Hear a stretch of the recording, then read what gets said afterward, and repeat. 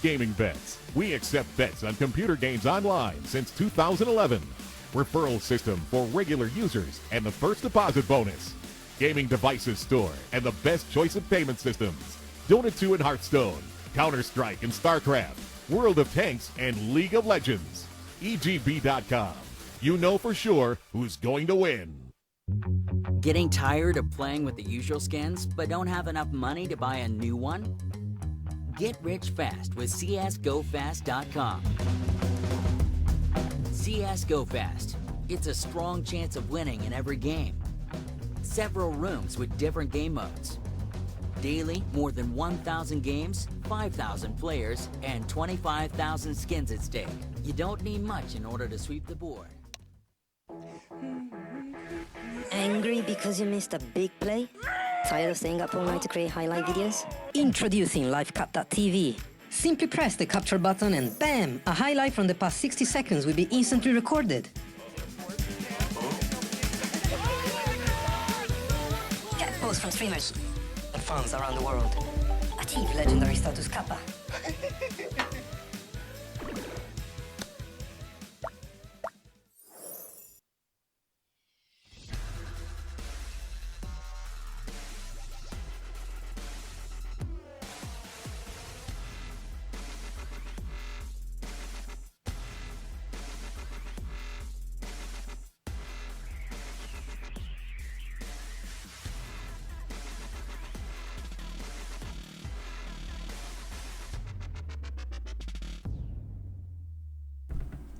Welcome back, guys. This is map number 2. We are here with Gambit versus Hellraisers. Yes, the sound is going to die for a second while I get rid of that little red bar.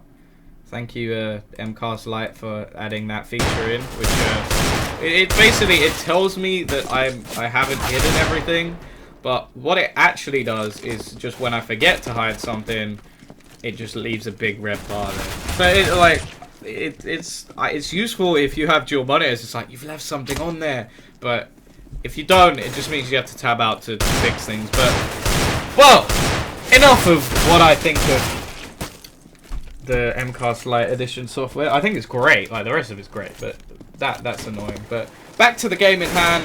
Gambit have just been decimated on Dust 2, and now we're going into the map pick of their opposition, which is Cobble. But I do have to say that out of all the maps that Hellraisers could have picked, I feel like this one it's not a bad one for Gambit at all. I just feel like if they play like they played the last map, they are going to get decimated. However, the team they do have, like X-Method player, we have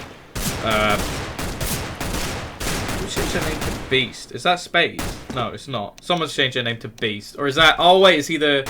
He may be the coach. He is the coach. Okay, my bad. I was thinking, who's changed their name to Beast? But yeah, we've got Spades. I remember him being pretty good at this map. Obviously, the lineup themselves now, very good. But I do have to mention the fact that the last time I actually casted this map with Hellraisers, Oscar actually just straight wallbanged someone through a door.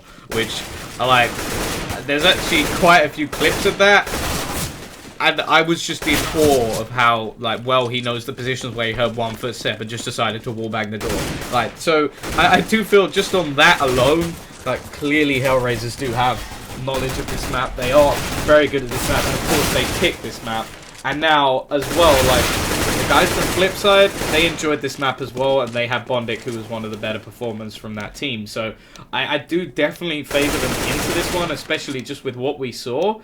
And I feel like for Gambit to even have a chance, they're going to have to completely reset and come in like this is a completely new game. Because if they even have the thought of, oh wow, we just got bombed 16-5, then I feel like this could be very problematic. So, as said, we're going to be going into the knife round straight away. And, well, to be honest, when it comes to this map, it's sort of, it's another one where it's like, it's one of the, it's probably the most T-sided map in the map pool, but whether that means that the teams will win on the T-side, I don't know, because it just seems like, to be honest, when it comes down to this map, most of the time it's whether you have someone who can just run in and find these aim duels quickly and win the aim duels, or whoever is worse at holding that CT side setup, because it is one of the hardest CT setups in the game. You sort of have to go for the idea of, most teams sort of go, okay, we'll send 4 players, maybe, or 3 players and then 1 in the door, to go towards the towards the B site, and then you have like one actually in the A site, or you still stack 3 and then there's drop down. Like, do you play it with 2 players? Do you play it with 1 player up close with a mag 7? Like, there's so many different positions where I just feel like there's so many ways you can play it, and there's so many ways you can play it wrong. So for me, in essence, obviously there are some brilliant CT-sided teams, but it's normally the T-sided teams that are better at the map. Like, take Na'Vi. They're just ridiculous at the T-side. They get 4 rounds and you've lost, which is just insane. So going into this one, it's going to be interesting. And of course, we're going to see the straight rush towards the B side, the drop-down position. As said, so very difficult to hold. And we're going to just see an absolute decimation of the CT side. They've lost pretty much everyone. And then Oscar, well, he's got his Tech 9 and armor, and he's just like, but guys, I only got to kill 2 people. It wasn't even that much for me to do, and not a single frag coming in for the CT side. So it's just one of those strategies that it's just so good. Like, in that pistol round, I genuinely, when I see teams go towards A on the pistol round, it makes me slightly angry, just because you look at the fact that that position is so hard to defend on the pistol round, because not only, well, the USP and the P2000, you have to hit those headshots instantly, but when you're jumping through the air with a Glock, you can still hit shots.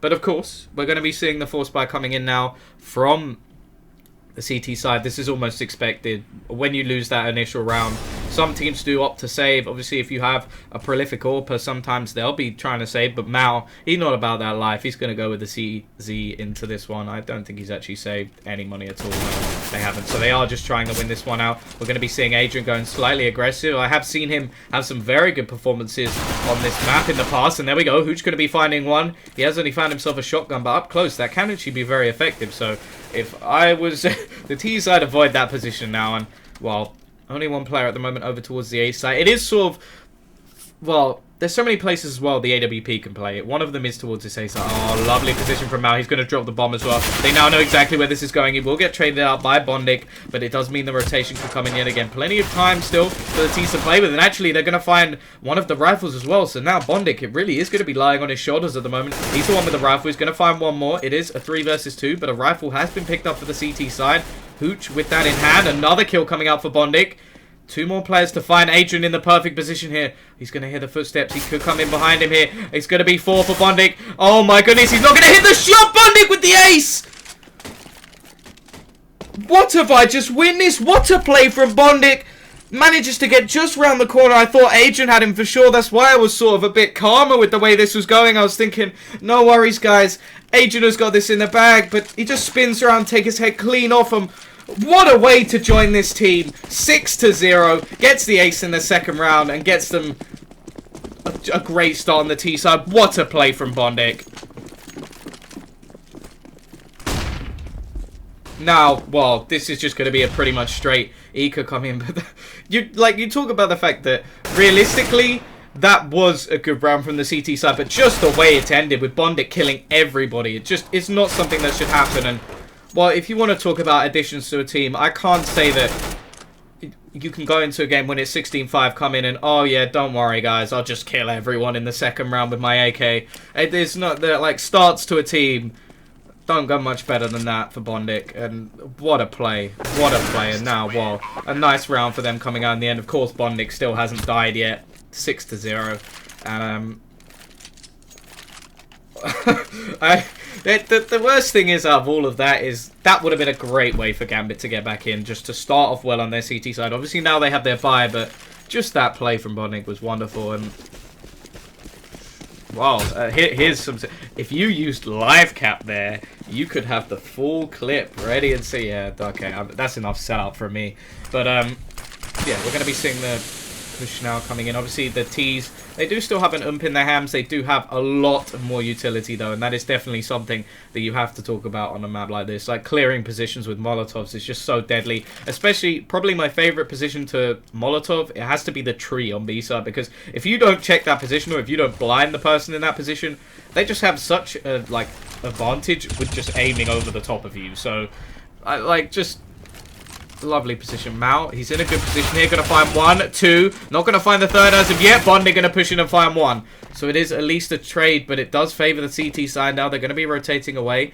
The defence is, of course, split, so the 3 players can push together, but 1 player already rotating over. This gives them a good chance, actually. But the main player here is going to be Adrian. You do have to remember, with this man on the AWP, anything is possible. He hasn't really had much to do so far in this game. Still second on the board, but now is his time to shine. Of course, Bondic is still standing as well. This time he is up against Rifles though, but here we go. Nice Molotov going to be thrown in. It will clear out 1 player. They're not actually looking towards it though, and he's going to peek out, but never mind. Oscar's going to find both. He's going to find a third in the smoke. What is going on with this team? Even when they look like they're in a bad position, one of their players just steps up, and Oscar now with the triple kill. It's only going to be down to Hooch, and Gambit just must be thinking, what on earth can we do in this scenario? Obviously, they did push him slightly individually, but what a play nonetheless. Oscar with the quad kill. Not quite going to be the ace, but again, Bondic still has not died.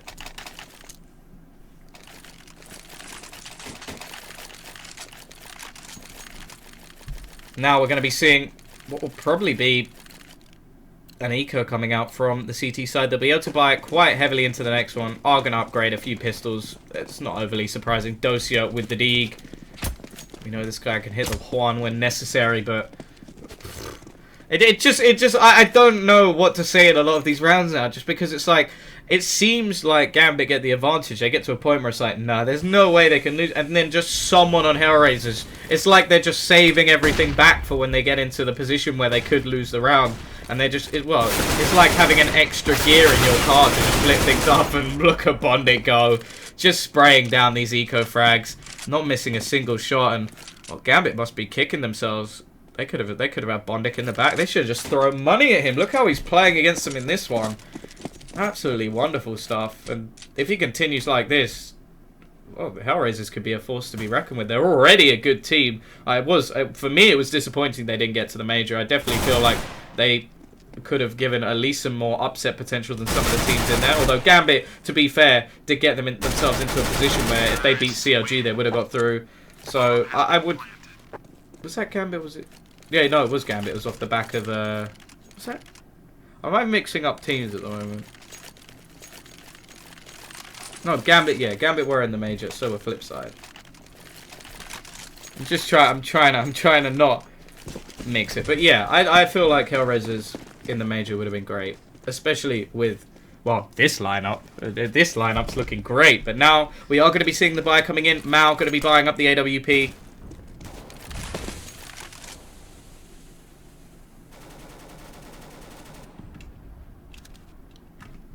And this is where he really needs to come into play. Hooch already going to be taking a bit of damage from that man himself, Oscar.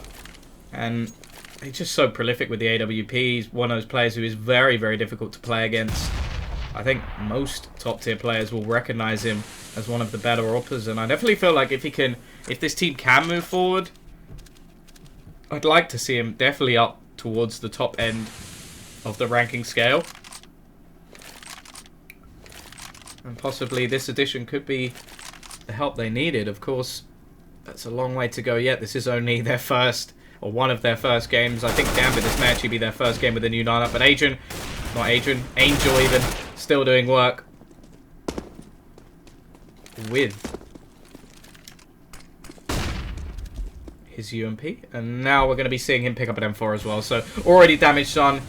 It seems like player after player will be stepping up. Now we're going to be seeing the push coming in onto the A side. Angel will finally be silenced. Spay's going to be taking a lot of damage from Naze, and actually Oscar will finish him off completely. Dozier in a decent position. He is going to stop that peak, and now it's going to be a 3 versus 2. Still a chance. Adrian now will be pushing in. See, that's the problem of having 2 players with A in their name, and one of them who doesn't have the full name in place. Bondic going to be tagged down, but wisely going to retreat away. Even now, they still can't finish him off. He's got 1 HP, still yet to die. If he manages to survive this round, I'm almost going to feel a little bit sick, just because 9-0, and if he possibly survives this, Doshi are going to get taken down. Sticko, the star of the previous map, finally being put into action, and, well, he takes down one of the remaining players. They are going to try and save this AWP in position, ready for Mao, but Mao's another one who hasn't really had an impact. Adrian himself currently on 0 kills, and it's not really I wouldn't say that they're having a particularly bad time. Like, obviously, there's some rounds they should have won. But it just seems like they're not able to close rounds out, which is really problematic at this point. And in the end, Sticko's actually going to spray him straight through the door. There's absolutely nothing going the way of Gambit at this point. And, well, it looks like they are going to be buying into this one. Mao going, instead of with an AWP, he's going to have a Mag 7, which is definitely not ideal. So, yeah, I'm already a little bit worried for the Gambit guys. Of course, if they can get 5 or 6 rounds, there's definite prospects for them going into the second half. Like, a lot of teams can take high amount of rounds on that previous side, but we're going to be seeing just a straight up aggressive push. They're going to be going all the way over to the A side already. They've already made the split, and they've got 2 players who can push in. We're going to see Spades going aggressive through the smoke. He's going to get punished for that. And Hooch going to be pushing as well. And this is just, they're all getting punished. And Bondik's going to be the one to find himself another kill in this round. Dosia, he can't even finish off one here. He's going to get taken down by Sticko. And now Adrian and Mao. What can they do here? This is just ridiculous. Like, literally there, all it was a straight up rush down, drop down. 2 players stayed in a lurk roll. And then they just closed down the round. They did, like, nobody even came close. Mao now in a horrible position. If he can find himself a couple of kills, it does mean that there's a higher chance of him getting an AWP, but never mind, he's going to get closed down as well. And, well, at the moment, like in this scenario, 0 is 3-3, and he is bottom of the team. He's not even playing badly. Like, it's just ridiculous how good the rest of the players are playing, and how poorly their opposition are playing at the moment. Like, the fact, I admit, I've said drop down is one of the hardest positions in the game to hold. But it should not be possible for a team to jump straight down there and jump straight out the window and go towards A. Like, that's ridiculous. That's actually just, well, that is ludicrous. The rapper. They are going to go now for some sort of save to try and bring themselves in with an AWP. I imagine in the next round, Mao actually buying nothing, so that probably will be the play here. We do know that other players on this team are happy to pick up the AWP. We saw Hooch actually picking some decent shots in the previous one. It does look like Sticko now going to be getting tagged relatively low, and he's going to get closed down here. Mao going to go straight through. He goes for the knife. A little bit of extra money for Mao, and he finds a headshot in the meantime. Nice stuff from him, still showing that ballsy play that we like to see from him as the AWP player. Angel, though, he's going to find one. And the fact is, they still have the sheer advantage with the firepower at the moment. Mao going to get taken down by Oscar. There's no way he's missing that shot. Hooch, however, coming in from behind. Adrian finds another one. And is this really going to be the first round that they win? Don't want to jinx it just yet. We still have Bondik left alive. It's going to be him in a 1 versus 1 now. Surely not. Surely not again, Bondik. One more player to find. The bomb's not in a decent position for him. Hooch is going to be playing away with the AWP. Has he read this perfectly? No way. Bondik. Oh my goodness. The timing. Hooch turns around and clutches around. Not this time, Bondik. But damn, did he give it a good try. This game is going to give me a heart attack. Very, very good plays in the end by Gambit, winning with the pistols, which is just crazy. Like, out of all the rounds that they could have won, they won that one. It just doesn't seem to add up for me. Possibly a little bit of overconfidence coming out from Hellraisers. But of course, they're still going to be able to buy back into this one. Only really Oscar on the ball. And finally, we'll see the death of Bondik. But it did take quite a bit. He was only on 21 HP in that 1 versus 2. And he still takes down Adrian, who did still make a slight error by pushing through that smoke. We do see Sticko taking some early damage. Could this be the turning point? Adrian going to go aggressive again. Not sure I agree with that play at all. Jumping up onto the smoke. He must have known there were players there. Spay's going to be using the tree. This is a great position, but he's going to get taken down by 0 straight away. Dosia still close. Sticko going to be in position to stop him, but never mind. Does turn around at the wrong moment. Great positioning from Oscar, though. Going to jump down. Bondik going to be finding one as well. Actually, it was Angel. Where did Oscar hit that shot from?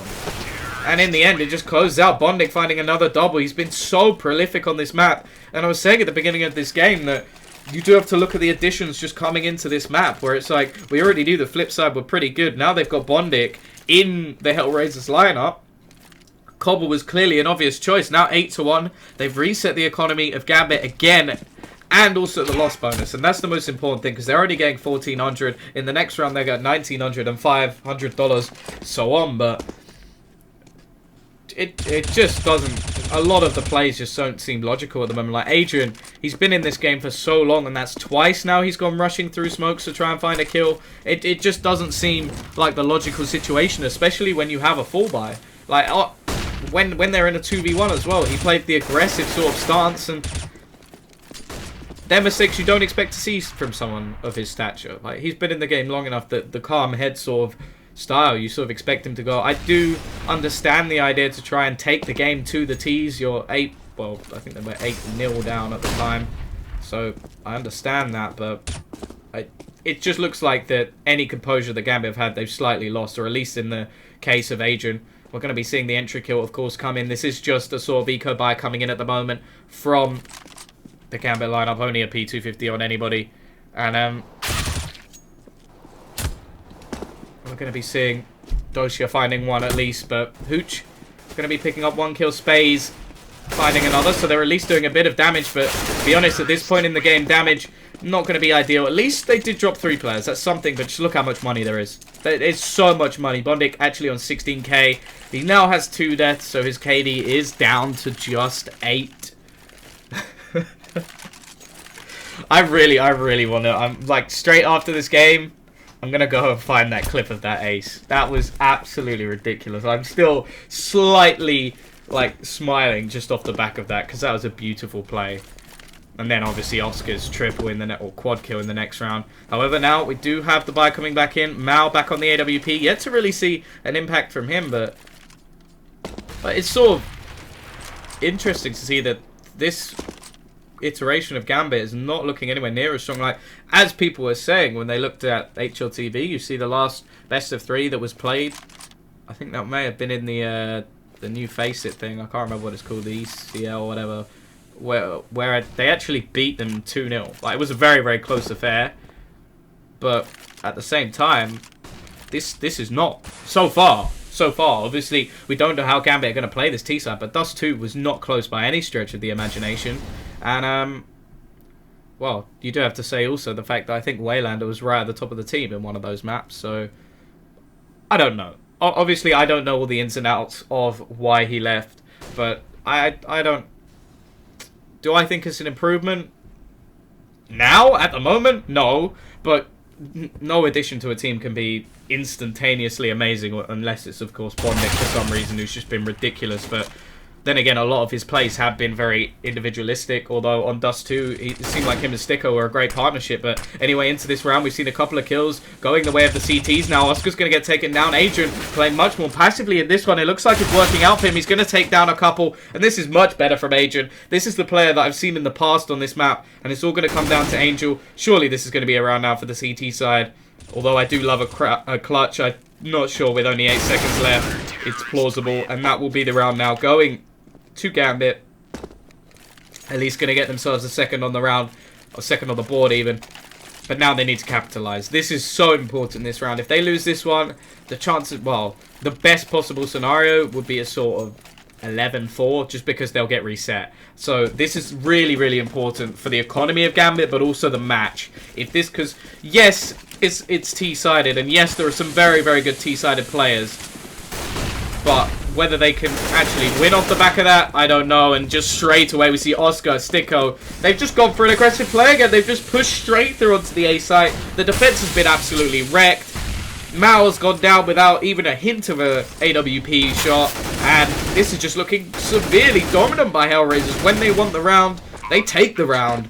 And, well, the remaining players, I completely agree, they have to save. There's just not much they can really opt to do into this one. Mao will be able to buy himself possibly a FAMAS and armor, something along those lines, and well, he could drop the head armor. But yeah, this is just looking like when Hellraisers really do go aggressive and go for these fast pushes, they just take the round so like look, genuinely look at the moment on the right hand side. I know I can do this and just look at the HP.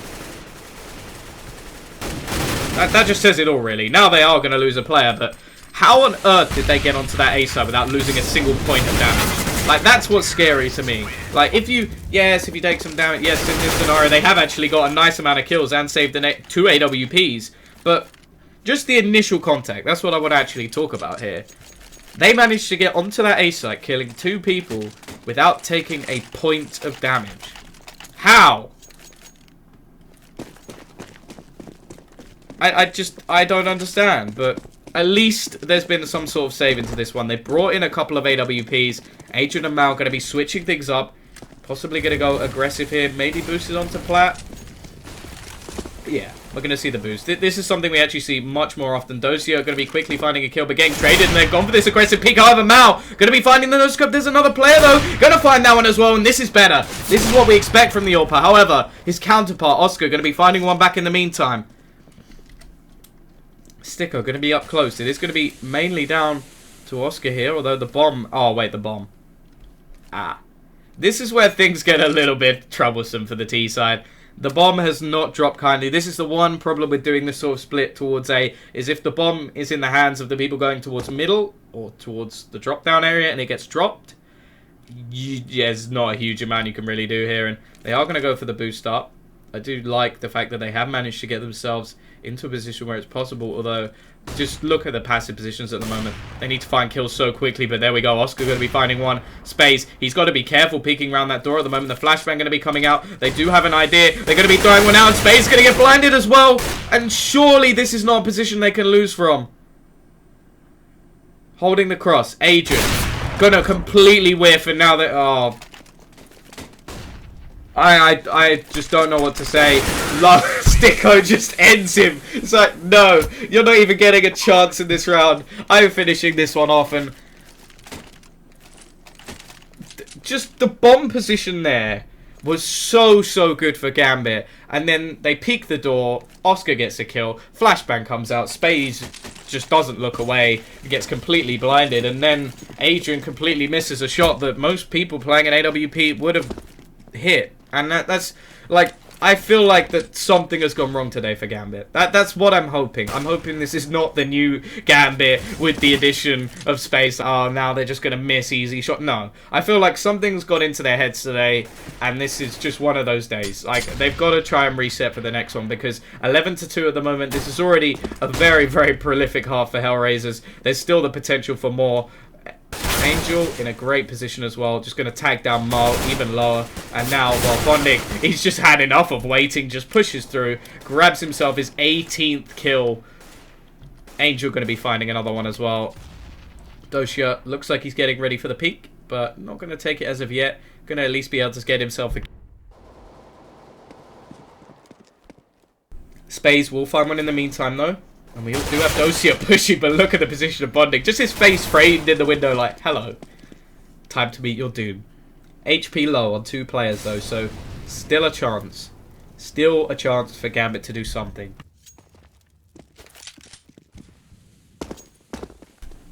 We're going to be seeing them rotate over towards the A side. We're going to see Adrian coming out with a kill here. Again, 33 seconds left. Angel going to get taken down as well. Adrian making a difference in this round. But look who's left alive. Oscar. Oh, is he going to get through the door? That is what you call... That is the definition of sneaky beaky like. That, you could not define that any better. He manages to slip through the crack in the smoke. He's going to get the bomb down for free. And Oscar in a 1v2. Well, you want to bet on the 2. Like, I really want to bet on the 2. But he's so good in these positions. He is... one of the better players in the clutch. He's going to hear the position. He does have the AWP, of course. He needs to find one of these kills quickly. But there goes Adrian. Going to find the first. He's going to peek out and find the second. Oscar going to clutch it. Oh my goodness. Nothing Gambit could do. 12-2. And, well, I said I wanted to bet on the 2. But there was a very good reason where I didn't. And that is Oscar. He's going to find that clutch. And... that's pretty much, like, if I could just, like, summarize the whole game in one round, that would be it. Every single advantageous position, well, except for one, where it was actually the one round where Botnik finally died. That has been the story of the game. Like, where they're in the positions where they could win rounds, and they don't. And you could put it down to luck. You can put it down to Hellraiser's playing incredibly well. You can put it down to a million things. Although Agent got a knife in that scenario. That's at least something. He picked up an AK as well. But yeah, you can put it down to a million things. But at the moment, this is not the Gambit that I've watched previously. Like, I've seen them go to 68 rounds consistently, like winning backwards and forwards, clutches all the way against Team Empire, who aren't a bad team. And then this is just the sheer display of I don't know what. I genuinely don't know what, but still great stuff from Oscar. You wouldn't expect him to be able to win that. Well, you might expect him to be able to win that, but at least in this round is Hooch coming up big, going to find himself a double kill. Bondic not going to expect another player to be there, so it is looking like it's going to be a 12-3 half. Still some light at the end of the tunnel. Surely, if Na'Vi can win with just 4 rounds on the board, then possibly Gambit can do it with 3. But this pistol's going to be so crucial.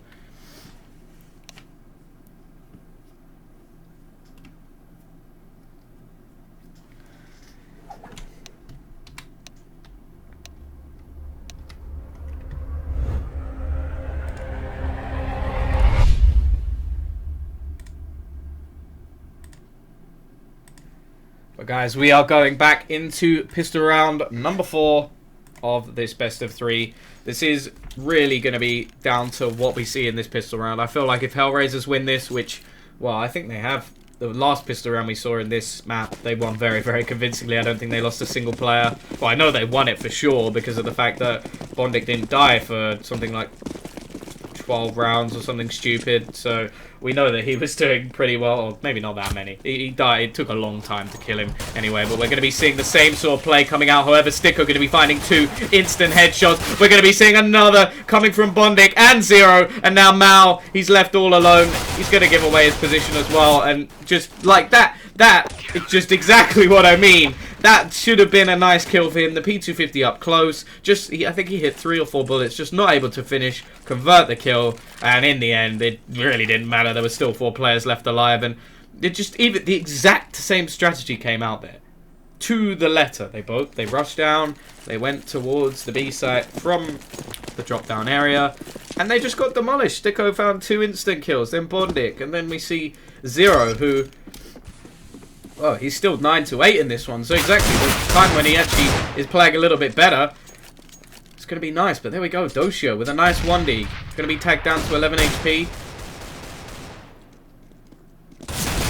Nice kill coming out as well. Now they found an M4. This is much, much more plausible. Bondic going to be the anchor on this side at the moment. The only player left going to be finding one. He's got to turn around very quickly. Surely not. He's going to find anything here. Although, never mind. He finds... Or Sticko finds Mao. Going to be traded quickly, but it is now a 2 versus 2. That nade from Bondic finding another one, and it's just like he's so hard to kill in these scenarios.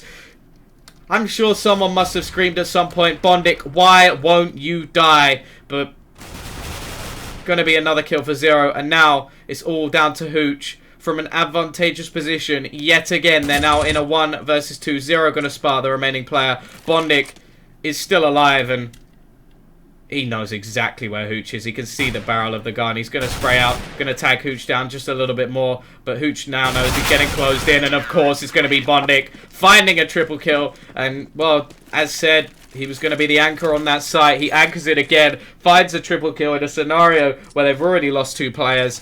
And that's another round where Bondic has just been absolutely phenomenal.